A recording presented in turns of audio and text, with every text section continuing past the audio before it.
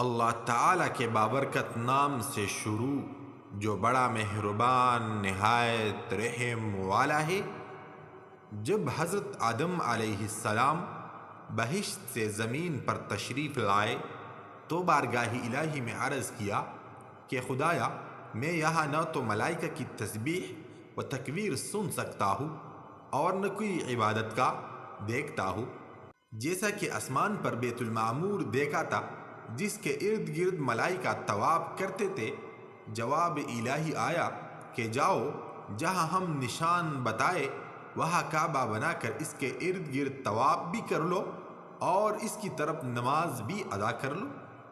حضرت جبرائیل علیہ السلام ان کی رہبری کے لیے ان کے ساتھ چل پڑے اور انہیں وہاں لائے جہاں سے زمین بنی تھی، یعنی جس جگہ پر جاگ پیدا ہوا تھا، اور پھر وہی جاگ پھیل کر پوری زمین بنی۔ حضرت جبرائیل علیہ السلام نے پر مار کر 7ویں آسمان تک بنیاد ڈال دی، جس کو ملائکہ نے 5 پہاڑوں کے پتھروں سے بھرا، کوہ لبنان، کوہ طور، کوہ جودی اور حرا اور طور زیتا۔ بنیاد بھر کر نشان کے لیے چاروں طرف کی دیواریں اٹھا دی۔ اس طرف آدم علیہ السلام نماز پڑھتے رہے اور اس کا طواف بھی کرتے رہے۔ طوفان نوح تک کعبہ اسی حالت میں رہا۔ اس وقت وہ عمارت تو آسمان پر اٹھا لی گئی اور یہ کعبہ کی جگہ اونچے ٹیلی کی طرح ہو گئی، مگر لوگ پھر بھی برکت کے لیے یہاں آتے تھے اور آ کر دعا مانگتے تھے۔ پھر ابراہیم علیہ السلام کے آنے تک کعبہ اسی حالت میں رہا۔ جب حضرت اسماعیل علیہ السلام و ہاجرہ اس میدان میں آ کے ٹھہرے اور ان کی وجہ سے یہاں کچھ آبادی ہو گئی، تب حضرت ہاجرہ کے انتقال کے بعد حضرت ابراہیم علیہ السلام کو حکم ہوا کہ اسماعیل علیہ السلام کو ساتھ لے کر یہ عمارت کعبہ بنائے۔ اس کی نشانی اس طرح فرمائی گئی کہ ایک بادل کا ٹکڑا بھیجا گیا تاکہ اس کے سائے سے کعبہ کی حد مقرر کر لی جائے۔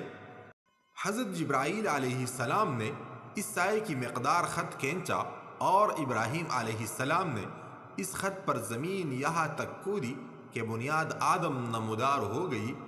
اس کی بلندی 9 ہاتھ اور رکن اسود سے رکن شامی تک کی دیوار 33 ہاتھ اور رکن شامی سے رکن غربی تک کی دیوار 22 ہاتھ اور رکن غربی سے رکن یمانی تک 31 ہاتھ، رکن یمانی سے پھر رکن اسود تک 20 ہاتھ، لہٰذا اس وقت یہ مستطیل کی شکل تھا۔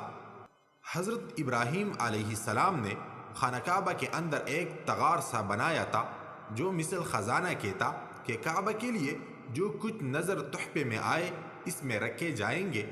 اس کے دروازے 2 تھے، ایک داخل ہونے کا، دوسرا نکلنے کا، اور کعبہ بنانے والے خلیل تھے اور ان کو گار اور پتھر اٹھا کر دینے والے اسماعیل علیہ السلام تھے، اور اس عمارت میں 3 پہاڑوں کی پتھر لگائے گئے۔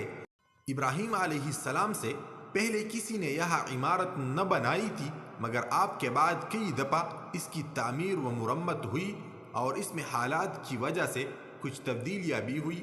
مثال اس کے کہ اونچائی دگنی کر دی گئی، دروازہ 2 کی بجائے 1 اور اس کا رقبہ بھی کم کر دیا گیا، لیکن بعد میں پھر اسی پرانے رقبے میں ہی تعمیر کیا گیا۔